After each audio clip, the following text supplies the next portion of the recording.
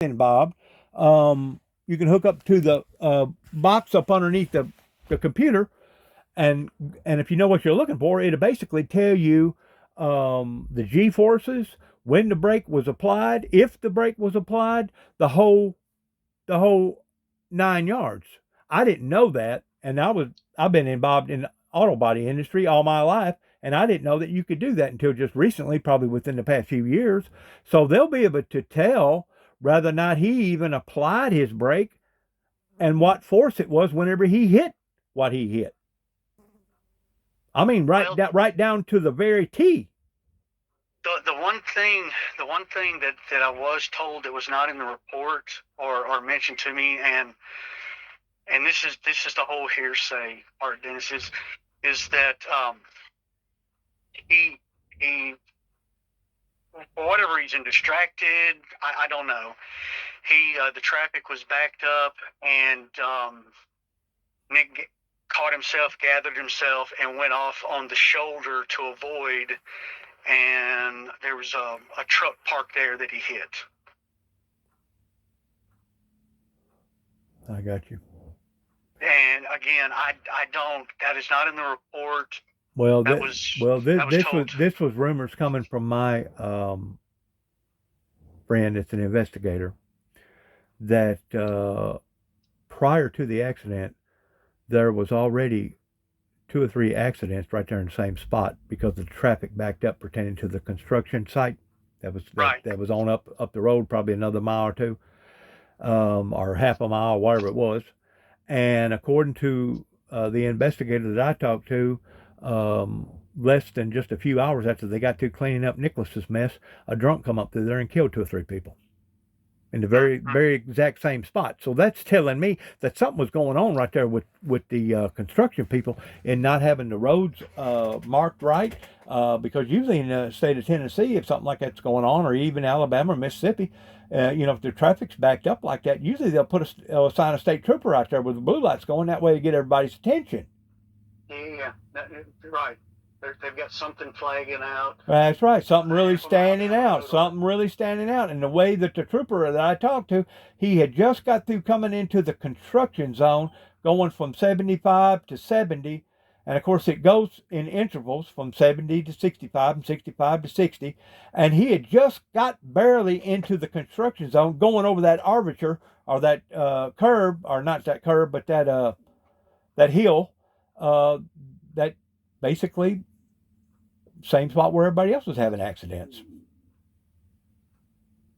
I got that from his connection in buying the truck, Dave Tinkle. And turns out Dave Tinkle, I spoke with him. He lives within 10 miles of that intersection. Oh, really?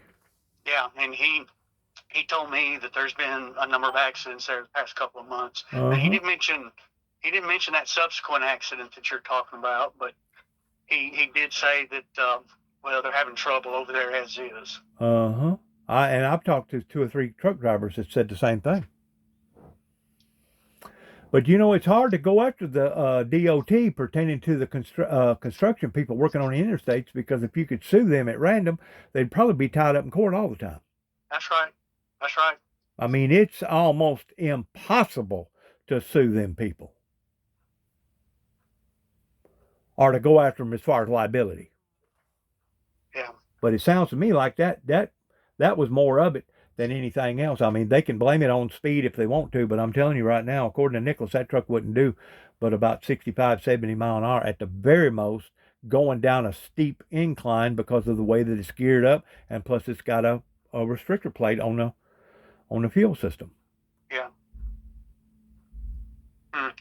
But I thought I'd make contact with you. This is the ending of the year, 2025. I thought it would be appropriate for me to call and at least talk to one of you guys, or both of you, to let you know that it ain't no hard feelings on my behalf, because I don't think there was no malice uh, behavior on either one of y'all's part. It was just a very, very unfortunate ordeal. It was. It was. I mean, Nick offered us a unique opportunity because Dennis, he had the time to take off from his job. He had a relationship with his boss that he could come do this. He was going to do all the legwork for us as far as identifying a driver, training them, and then be available. And I mean, man, right now we're not even we were out of the pumping business before we got in it. I'll be darned.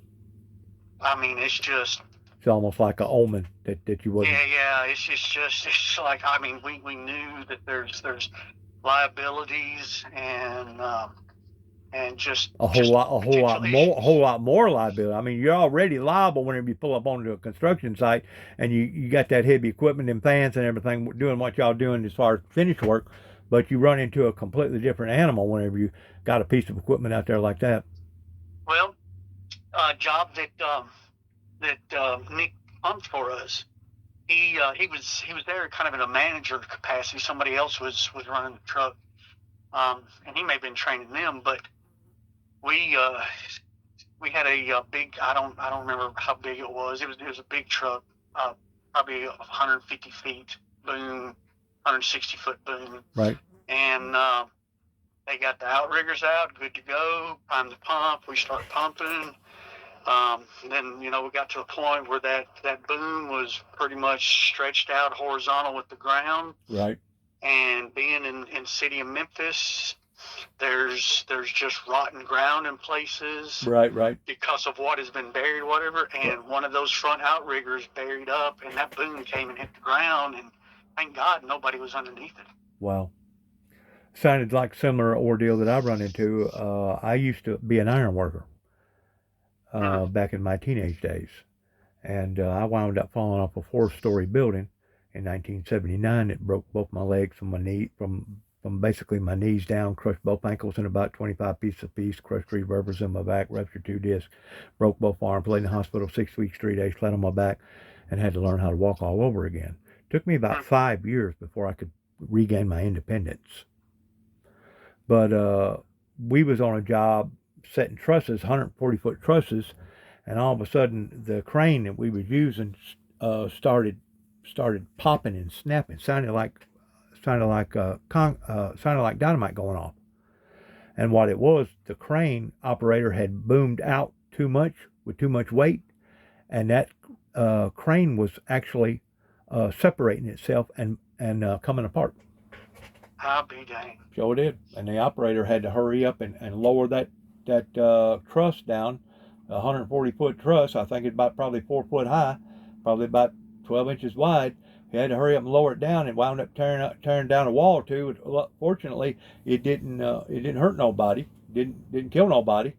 But we had to work on that daggum crane for almost a month consecutively, 2 welders going 8 hours a day for that length of time to zip it back up and make it to where it was usable again. Mm-hmm. Yeah, that's 8 hours a day, 2 Lincoln welders going for continuously almost a month before we finally zipped her up to the point we felt confident that we could get back into the business again towards using it. It was a Bantam crane, what it was. One still on rubber, but it had the big outrigger stuff on it, Mm-hmm. It wasn't no huge crane.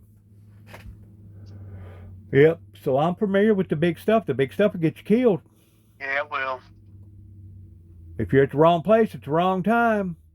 Yeah, it will. I just tend to wonder if Nicholas even seen it coming.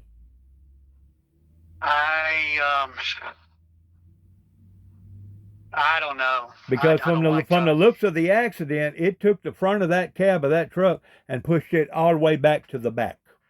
Yeah. To the back of where the back door was.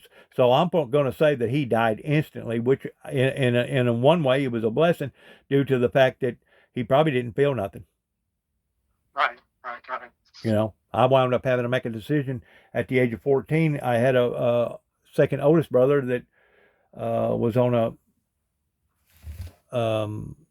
assignment towards going and picking me up, and he was on his motorcycle coming back home to get his car to go pick me up because I'd won some chickens over here at the courthouse, 4-H chickens, and he run directly into an 806 International tractor without his helmet on, 350 Kawasaki, and about 4 or 5 days later down in Memphis, we all had to make a family decision of either letting him live and keeping him as a vegetable or pulling the plug. And we had to pull the plug as far as a mercy killing. And at least God spared me of that. I didn't have to make that decision again. That's a tough decision to make. I bet it is. That's a I bet it is. That's a tough one to make, man. I went around for probably a year blaming myself. Well, if I didn't win them daggum chickens, he wouldn't have had to have been on that assignment toward going and picking me up. Of course, you know as well as I do, things just fall into play, you know, whenever the good Lord gets ready to call us home. I don't care if you was sitting in behind a desk. If it was time for Nicholas to go home,